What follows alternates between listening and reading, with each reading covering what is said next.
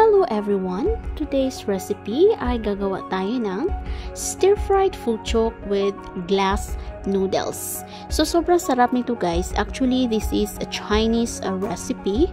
So foochok or bean curd guys, yung tawag nila dito guys. So absolutely na sobrang sarap and parang pansit lang din sa atin. So, gagamit tayo ng glass noodles guys, and it's very healthy foods kasi gumamit tayo ng iba't ibang uri ng vegetables dito. So, also known as foochok in Southeast Asia. So, ito yung dried bean curd guys. So, parang tofu siya guys na sobrang sarap. So, basta healthy siya guys. And, napaka sarap na luto. Okay, so please don't forget to subscribe, like, and share. Click the bell for you to keep updated.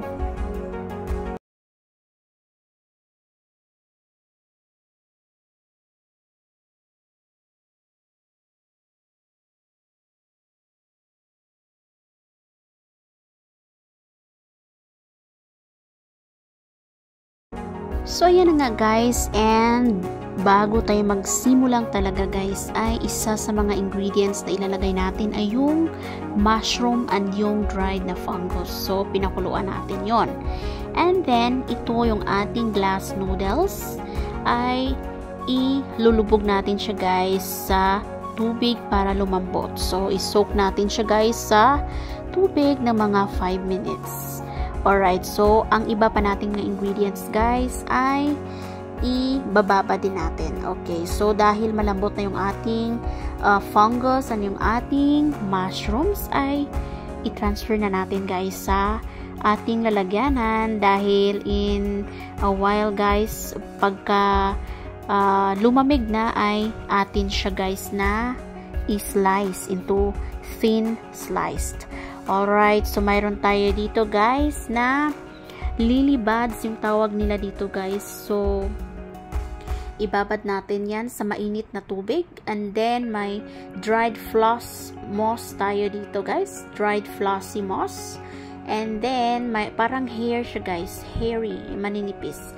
So, sa ilang minuto lang ay tatanggalin na rin natin.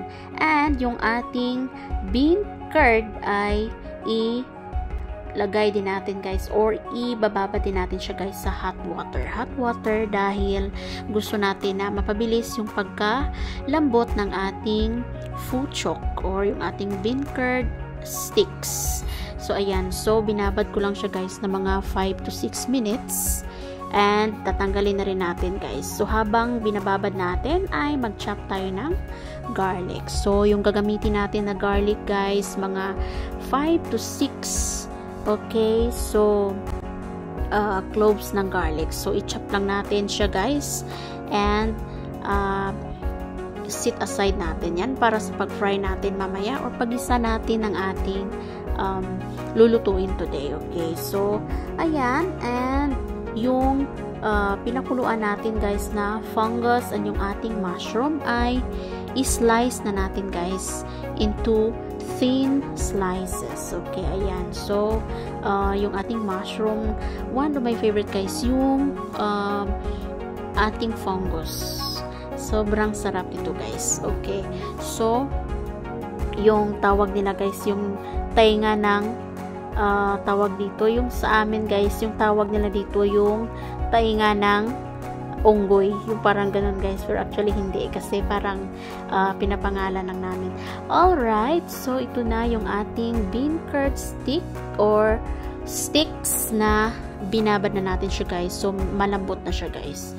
So hiwain lang natin guys into katamtamang sizes lang guys.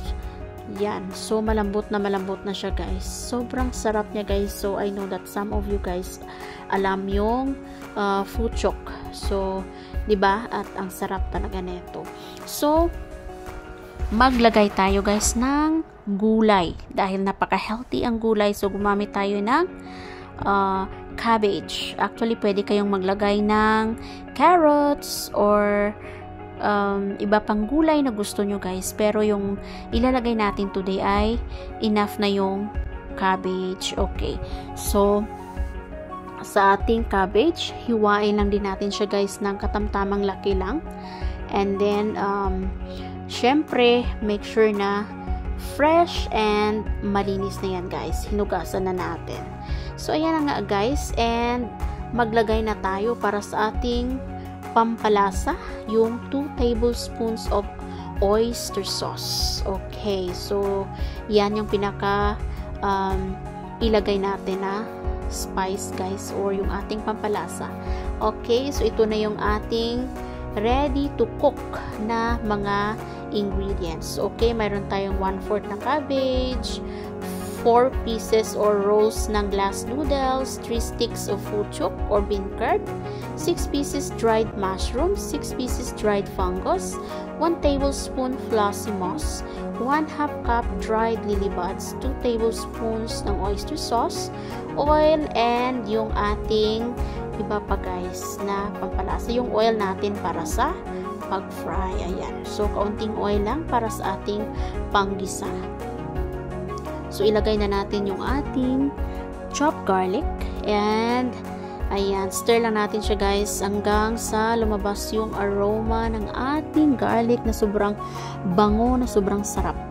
Okay, so, wait natin siya guys na hanggang sa magiging golden brown yung kulay ng ating chopped garlic. So, ayan. Sobrang sarap guys. Sobrang bango. As in, super.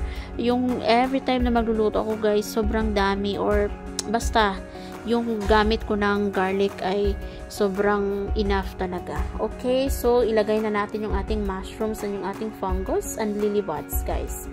So ayan, yung lily buds guys, I'm not sure pero parang ano siya, yung bulaklak ng ano tawag nito, ng saging, pero hindi siya guys, yung parang similar lang. So ayan. So, igisa lang natin siya guys ng maigi. Malambot na yung guys, yung ating mushrooms. Actually, malambot na yung ating mga ginigisa ngayon. So, ilagay na rin natin yung ating flossy moss. Ang tawag nila dyan in English. So, sa Chinese guys, hindi ko alam. Alright, so dahil na babad na natin niya guys sa mainit na tubig, ay konting gisa lang. And then, pwede na yan dahil lahat ng ito guys ay malambot na yan bago natin siya ginisa guys. Okay, so ayan yung ating ginigisa na mushroom, and ngayon ilagay na natin yung ating fuchuk or yung bean curd, yung tawag nila dyan guys. Alright, so yung lasa nito guys ay sobrang sarap and parang flavored na siya guys. Mayroon na siyang parang basta may lasa na siya guys. So, igigisa lang natin dahil malambot na rin yung ating bean curd or yung ating fuchuk, ay hindi ito ganon katagal na lulutuin. So, inilagay ko na guys or inad ko na yung ating pampalasang oyster sauce. So, if you want guys na magdagdag pa ng kaunting salt, ay pwede naman according to your taste. Or pwede kayong magdagdag ng kaunti pa guys na oyster sauce. Okay, after that guys, ay nag-add na tayo ng tubig. So, make sure guys, yung ating tubig, although na malambot na yung ating mga mushrooms and other ingredients, ay mag-add tayo ng enough water dahil yung ating glass noodles guys ay sobrang mag-absorb ng water. So actually guys, kailangan nating dagdagan later pa yan guys. Magdagdag pa tayo ng tubig. So ayan. So after that guys ay ilagay na natin yung ating cabbage. Okay. So yung cabbage naman natin guys ay alam mo naman na mas masarap sa cabbage na yung hindi overcooked. Okay, so yung ating cabbage ay make sure na half cooked lang siya guys or huwag sobrang i-overcook kasi mas masarap siya guys na ano lang, yung tama lang yung pagkaluto niya.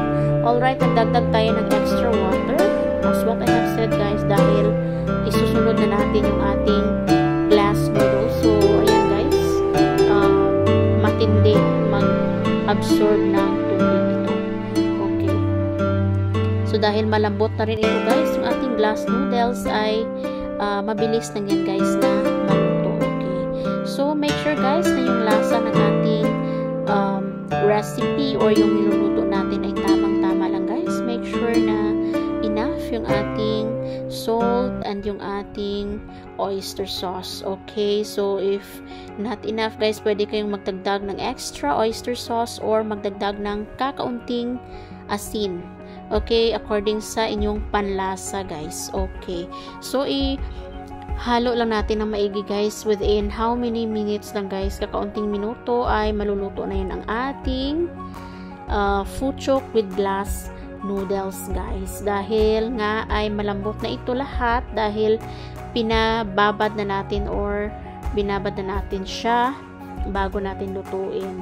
So ayan guys, and after na talagang malambot na yung ating glass noodles ay pwede na natin siyang i-transfer sa ating serving bowl. Yung pag tiningnan nyo guys, parang pansit lang sa atin, 'di ba? So minsan yung glass noodles, yung 'di ba, yung vermicelli yung gamit natin guys, 'di ba? Parang ganoon din 'yon. So pwedeng parang pansit na rin to guys, kaso lang ibang style.